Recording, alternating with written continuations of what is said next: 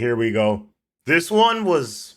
I'll tell you the backstory, but her name was Marjorie Taylor Greene. She posted a bill. It was basically we're gonna stop sending $500 million to Israel, and in exchange, we're gonna do the Iron Dome. That's the basic gist of it. I think it was Israel's Iron Dome, but basically to protect it.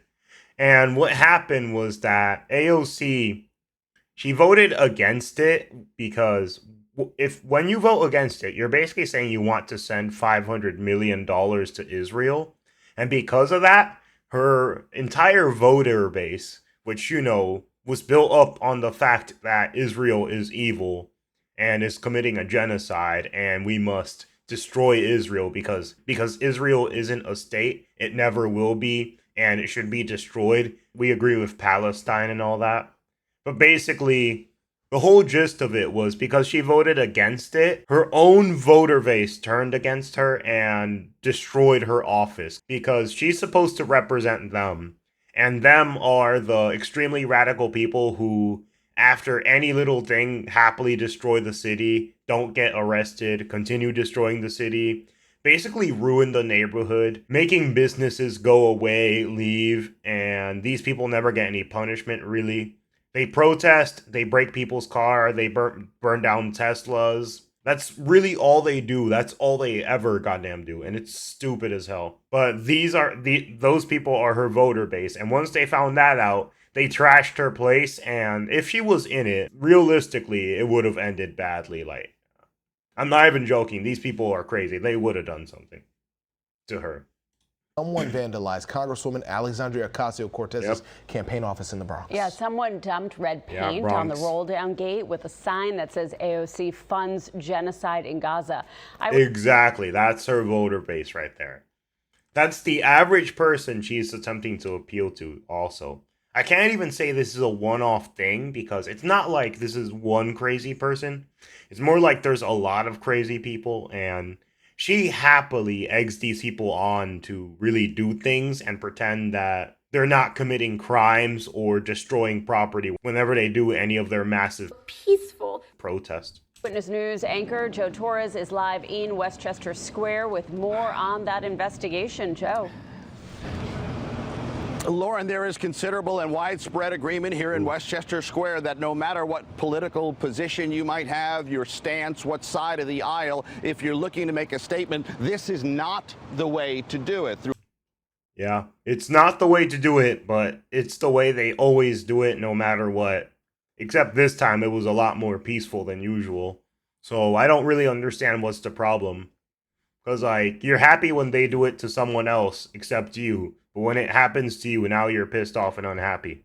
Vandalism and the defacing of public property. According to police, it was about 12:40 this morning when this vandalism happened, and at that hour there was no one inside the campaign offices of Alexandria Ocasio-Cortez, located here at the corner of Herschel Street and Westchester Avenue. And as you mentioned, it wasn't just the red paint that you see on the exterior and the window. Vandals also put up a sign that read AOC funds genocide in Gaza. Earlier this morning, we had a chance to talk to her campaign manager here at the location. He told us because of this and some threats made yesterday at an event. Yep, that's right. Her own voter base is now threatening her. And guess what? I'm 100% certain she's not surprised because that's what these people have been doing to other people like in the past. Like AOC, I'm saying it. She's not an idiot. She knows exactly what she's doing and she knows exactly what she wants. This is not like she's a good person who's accidentally doing something wrong. She knows exactly every little thing she's doing. And now, this one time, her voter base turned on her. And she's probably pissed the fuck off, too. Because they're supposed to be doing that to other people, not her. In Plattsburgh, New York, as well as more threats today. The Congresswoman pulled out of her scheduled news conference and her appearance this morning in Jackson Heights. Now the focus centers on tracking down the vandals. Oh, and look at that. So the moment they do something to her, she wants to track them down. Why is it you're fine tracking these people down for vandalizing your office, but not tracking people down for burning cars, stopping traffic, attacking people, throwing rocks at people? Why don't you want to stop those people? But when they throw paint at your office, that's basically the red line where you say, okay, that's enough. You guys are getting too rowdy. Like, what the hell, AOC? We see a lot of this stuff. We're going to review our cameras and that of the building too. We've been in touch with the landlord and folks, and same thing. We have a lot of folks who have been reaching out, volunteers who want to come help and clean up, so they'll be doing that. I just got here, so I don't know if there's anything additional beyond this. But all right. Number one priority is making sure people are okay.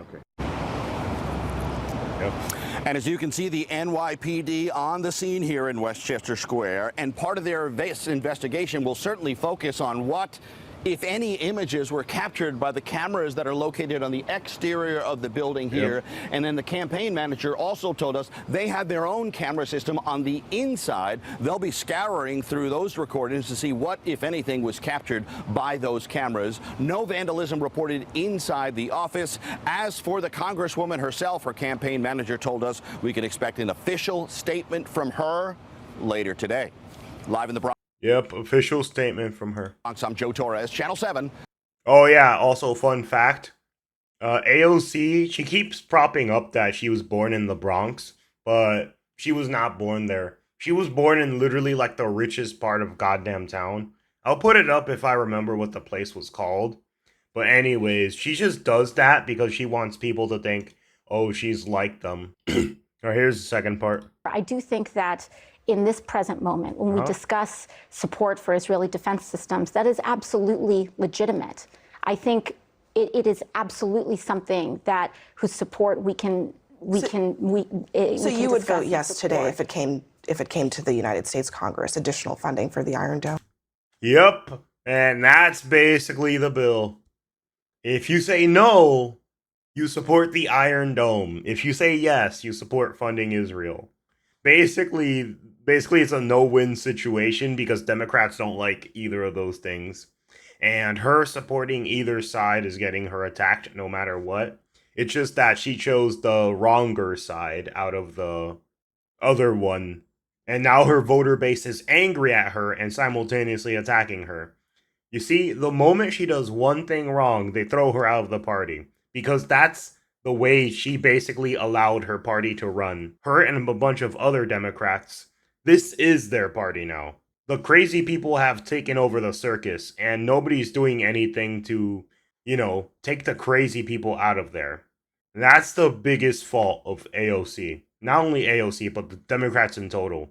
Like, they let their base become like that. And they don't do anything to fix it. They could care less. I think if it was explicitly around that. Over the weekend, graffiti tagged AOC's campaign office. It read, AOC funds genocide in Gaza. Police investigated Monday morning. It followed a vote where AOC opposed cutting $500 million from Israel's missile defense. AOC defended her vote on X, saying the amendment targeted defensive, not offensive systems.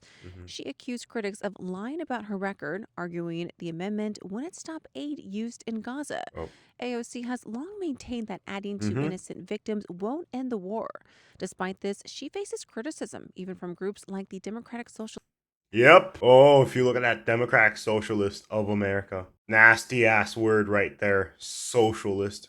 Nasty. But anyways, you see, that's her voter base. This is who she appeals to.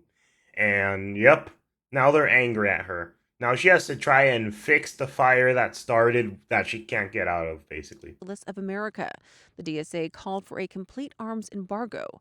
AOC recently hosted New York City mayoral nominee Zohran Mamdani, who's facing scrutiny for past comments. And now let me show you a few other things since I found it. Look at that. AOC accuses Israel of genocide in Gaza. That was 1 year ago. And here's this one. 7 years ago. Defends accusation of Israel military massacre of Palestinians. Calls for cuts to aid in Israel. Accuses Israel of genocide against Palestinians. Like, this is basically what she's been propping up for all these years. And that's why her voters hate her now. This is the exact reason. But that's pretty much all.